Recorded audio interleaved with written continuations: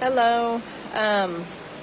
That really, really, really loud noise in the background is the ocean, because I am at the ocean. So you can't see it now because it's dark, or I'd show it to you, but it's beautiful. But we're going to do the verse and the devotion for today. And the verse is Colossians chapter 1, verse 16. It says, "For by him all things were created, things in heaven and on earth, visible and invisible, whether thrones or powers or rulers or authorities. All things were created by him and for him." If you think that you are a mistake, you are mistaken, because you are not a mistake. You were created for him. You were created actually to worship him. And it says it right here. It says, "For by him all things were created." Things in heaven, so everything in heaven was created for him. And on earth, everything in earth was created for him. Anything visible or invisible, whether thrones or powers or rulers or authorities, all things were created by him and for him.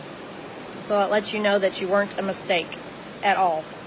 And don't ever think that you were. Now let's read the rest of it. It's Colossians chapter 1, verse 15 through 20. All right.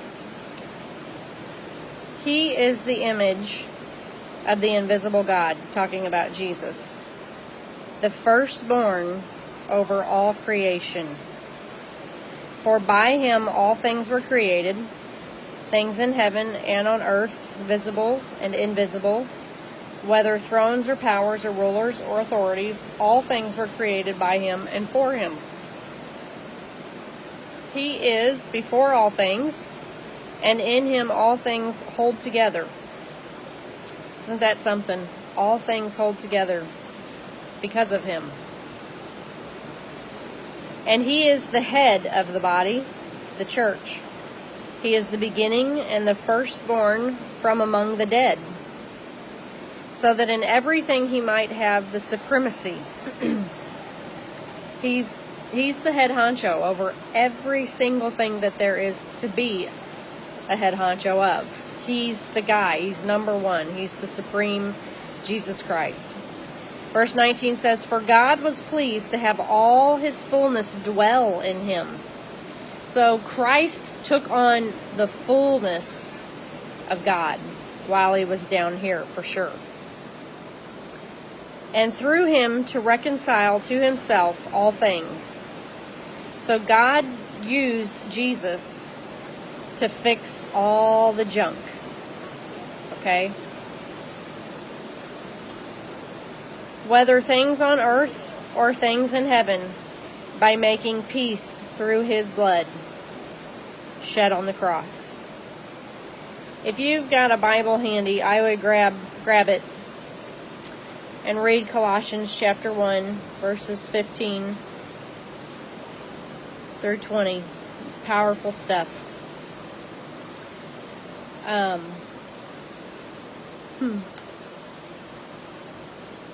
Being here at the ocean and seeing everything, just listening to it, watching it, it's so awesome. Looking at all the sand and knowing that God created every single speck of sand. My best friend and I were talking about it today, and it's overwhelming to think about, but at the same time, it's so cool, because you realize that God is supreme. He is everything you ever need. Even if something bad happens, he's all you need.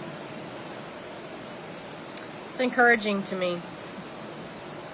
Lord, I thank you for who you are and what you let us experience every day, either good or bad, because